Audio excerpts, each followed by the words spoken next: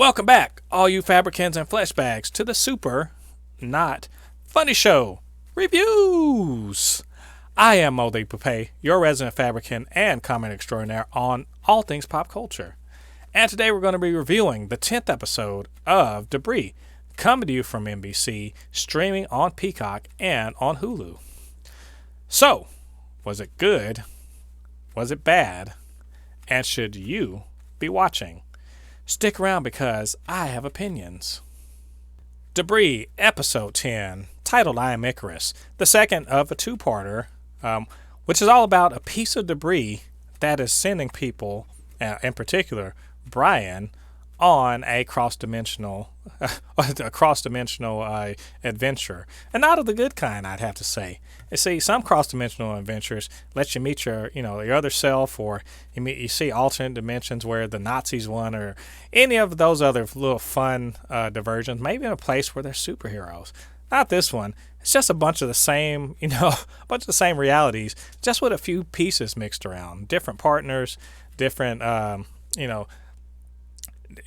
situations where maybe George Jones is alive, maybe he's dead, maybe he's head of Orbital, maybe he's not head of Orbital. Who knows? No one can ever tell about this.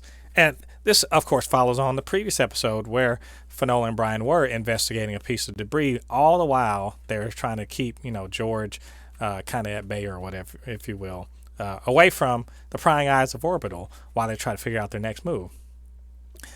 Well, as they find out, and what George Jones let them know, hey, you can't keep doing all this, dimension jumping. It's breaking down the fabric of reality. And we saw that they were able to see other people in other dimensions who, I guess, couldn't necessarily see them.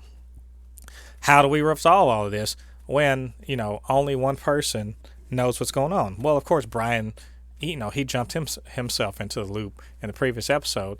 Now he has to convince Finola. Well, not Finola. He has to convince his partner to let him do what he's doing. And at the same time, he's got to figure out what the heck's going on, because he's no scientist. He's just a soldier. He's trying to make things work. And so what proceeds from there is, if I have to be honest, a lot of the samey stuff.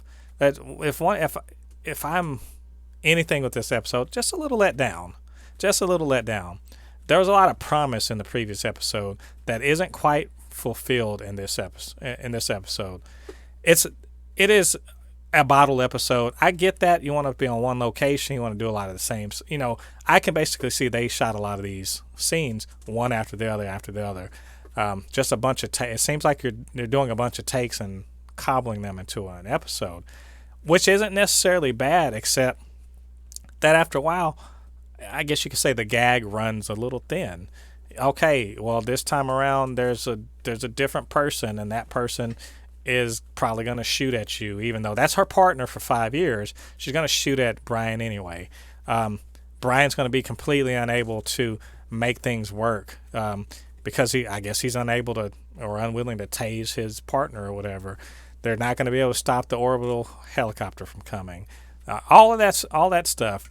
And he's got to somehow keep jumping around to try to find Finola, because he doesn't have a Finola as a partner in this one. He has to find a Finola whose dad is alive, because without George Jones, how can they fix everything? But there's a new wrinkle in this episode, because Brian goes to jumps to a new dimension, but doesn't have the brother. This time he's got to deal with the twin sister, who has been stuck in her dimension because she's afraid to mess with anything anymore. But it's too late, though. Fabric of time and space is breaking down and all that good stuff. And so, more or less, the rest of the episode is, oh no, this sucks. We're going to have to go back. And then they finally hook Finola into the whole deal, because the sister realizes Finola is the key. And at the end of it, she actually is the key. But we just get a lot of George Jones saying, don't let them jump in there. That'd be bad. And they jump in anyway, because Orbital keeps coming around and screwing up things, and it gets worse and worse. And then eventually we see Finola and Brian talking to each other through the little, the little dimensional rips, or what you will. And you see it's really nice that the brother and sister, they clearly love each other. They are twins, but also we see, and we wonder, and I have to wonder why is Brian so dead set and determined to get back to Finola? Why is he so attached to her? And we don't know yet. We can guess, but we don't know yet. But it becomes very clear that Brian isn't as entirely emotionally stable, maybe, as has been, portrayed so far. There's really definitely some reason that he is so closely attached to Finola, and ultimately that's what makes the difference, because Finola realizes, even though she doesn't know this Brian guy, and when she goes through the portal again, she realizes they can't do it too many more times, and she is a Finola whose father's dead, who's George Jones dead, and when she gets to talk to him, it's very clearly very tough on her, but also she realizes she has to help save the day and figure out what Brian's Finola figured out that he didn't know. And at the end of the day, it's a fairly easy to understand and predict ending. They have to go back. Everyone has to go through at the same time to make sure that everyone comes back together. It's pretty standard. My question is, why did it take 42 minutes to get to that point? There seems that the resolution of this episode is entirely too simple and obvious, I guess to say, to involve as much time and effort and going over and doing it over and over again. It feels a little padded, to be honest. It feels just a little padded. Not as, there's a lot of running around and jumping into water. And one time Brian gets shot, but there's not a lot of action in here. Yeah, I'm not asking for a ton of action, but the sci-fi bits, they were mostly well done in the previous episode. And I feel like they spent a lot of money on the CG parts to do, the dimensional rips and everything. But the story itself is I think this second part is pretty thin on the ground, if I'm being honest. The best thing it did was lay some groundwork for probable character development between Finola and Brian in the future. It gave us a little more insight into George as a person. But it also did a kind of cool thing where it undid something that happened in the previous episode where Maddox goes and confronts his wife about getting divorced, and instead this time he's blindsided. So all that happens. But at the end of the day, you know what? I have to say, I like the episode, but I'd say I'm more mixed than, I don't dislike it. I'm pretty mixed on it. I think it's a bit of a letdown of an episode for a two-parter. It's a bit letdown of a conclusion to the episode. But it's very cool concept, very cool technology, and I'm still, again, I took Debris off probation. Not on probation anymore.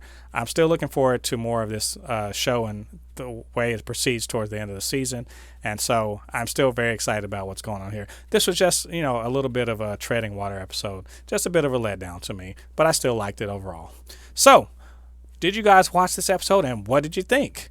And did you agree with my my assessment here? Or, maybe you had some other kind of, opinions about that. Why don't you get down in the comments and let me know what you're thinking? And while you're at it, if you want to, you can always hit me up, supernotfunnyshow@gmail.com or at supernotfunnys1 on Twitter. We can always chop it up, talk about Debris, and see, speculate what's going to happen in the future of this show. And hey, are you subscribed to the Super Not Funny Show? What? You're not? Well, what are you doing? Get down there. Hit the subscribe button. Join the Super Not Funny Show family. And while you're at it, hit that notification bell. It'll let you know when we drop new content. And we're doing new reviews, new reactions, and anything else that floats our pop culture boat. All right, all you Fabricans and Fleshbags, thanks once again for joining me on this review of Debris. Come back next week when we review the next episode of Debris. Until then, I've been Jen Thépuppét, your resident fabricant and comment extraordinaire on all things pop culture. And I'll see you guys on the other side of the thread. Peace.